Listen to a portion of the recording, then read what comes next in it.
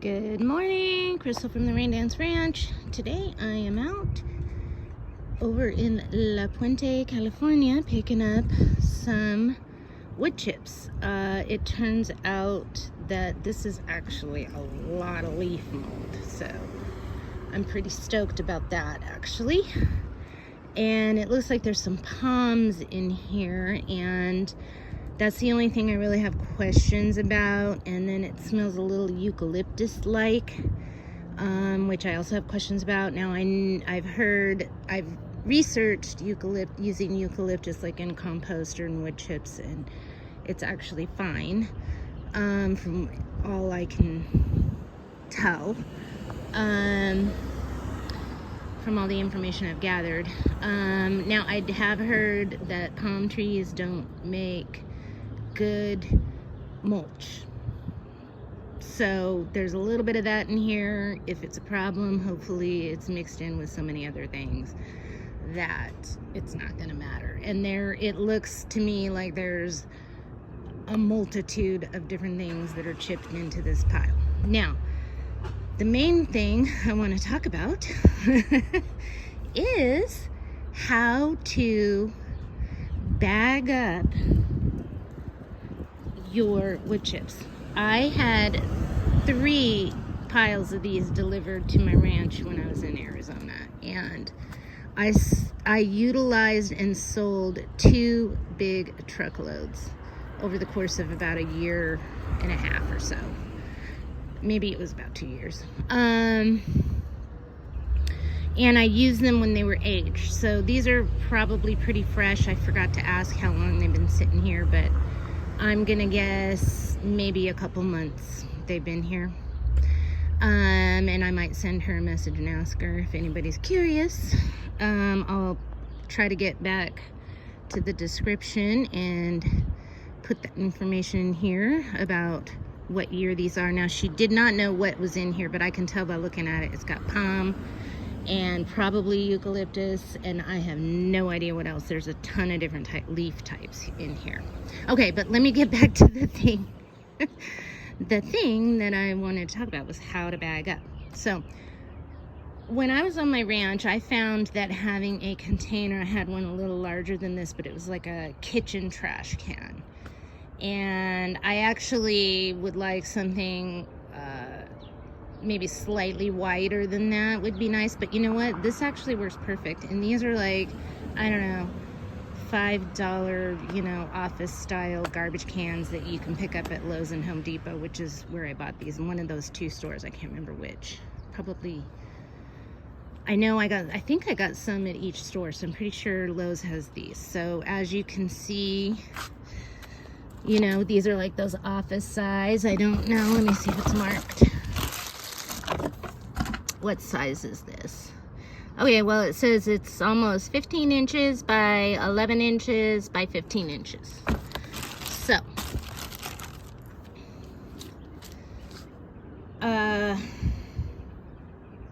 interesting. Okay, so what I did is I just put the bag in here, and then I start shoveling into here. Okay, and then when I fill that up, I set it over here I pull it out, put it on the ground, and then it's easier to fill up and keep open. And I might even, as this gets even more filled up, just kind of turn the edges over, and then it's easier to fill. Because with these particular bags, these are from Winco. These are contractor bags from Winco. I mean, it might not be too hard just to lay them on the ground like that and then start filling them. However, you got a windy day, it can be an issue. Or you have floppy bags that don't work as well. If you have relatively floppy bags, you'll probably want to double them up, because these do get holes. The bags get holes in them relatively easily. And I used to do these in clear bags because I was selling this stuff and I wanted people to be able to see what was in the bags, and I would pre-bag them and just have them sitting there and they would sell. I spent a lot of time shoveling these things. Now, a little pitchfork would be nice, which I do not have. And someday I want to get one just in case. They have them down at the lab that are for everybody's use down there because it's a community garden where my lab is. And I sure do like those things. I really want to invest in one of those one of these days. But I got a bunch of other things to spend money on. So in the meantime, I found that the good old spade seems to be the best. But once you get these loosened up, you know, like the flat square shovels work pretty good too. But you want something kind of wide so you get a pretty decent scoop. And you could probably even... a snow shovel might be good, but you'll need a fork to loosen things up. I don't know how well a snow shovel might dig in. So if you have any of those and you're going to pick up wood chips from somebody, you know, just put them in bags, right? And I used to sell them for, I think I sold 6 for $20. So I would fill up 6 of these bags. It would take me maybe 15-20 minutes to fill them up, and then I'd tie the tops. And it was a really super fair deal. It was mostly they're just paying me for my time, really. But I sold my chips after they were a year old. And I had people who were growing mushrooms come and pick them up, and they said my wood chips were awesome. And I'm sure that, you know, the fact that they were over a year old made a difference. Now,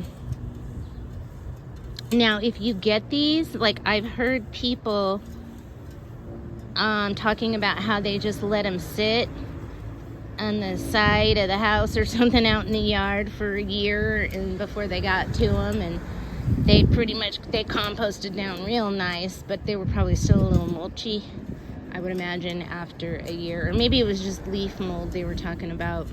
I just saw something recently.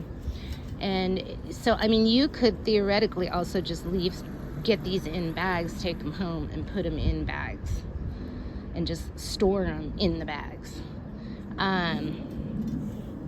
And, you know, depending on how much, you could just leave some out. Maybe if you're in the desert, you want to try to add a little water to them every once in a while, but you could try just leaving them out and see what happens after a year. But leaf mold is good. Now, what I'm going to do with these is put them in the bottom of my planters. And I'm not real worried about the fact that these are fresh. I'm not worried about that whole nitrogen exchange issue that everybody's worried about, because A, this is going to be an experiment, but B, I think a lot of that is overrated. And I think there's a time and a place to be concerned about that. Like my mushroom farmer, you know, he really needed wood chips and leaf mold that's aged and ready to rock and roll. Well, my wood chips were a lot more chippy than this. This is very leafy. My wood chips were mesquite and probably a little bit of ficus. This, I just have no idea. It could be a million things. But anyways, yeah, my wood chips did not have this much leaf mold. But leaf mold is good stuff, so look into it. So I'm going to be saving some, putting some in the bottom of my planter totes. I call them bins all the time, but most people refer to them as totes. Those HDX black and yellow 27 gallon that I got at Costco. They're slightly different, but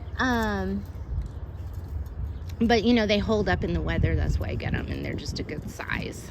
They have a nice depth to them, a nice surface area, and they're really, and I love those things. So anyway, so this is just part of my experiment. So if you are interested in seeing how to use wood chips and leaf mold, subscribe. And when it rains, go out and dance. Okay.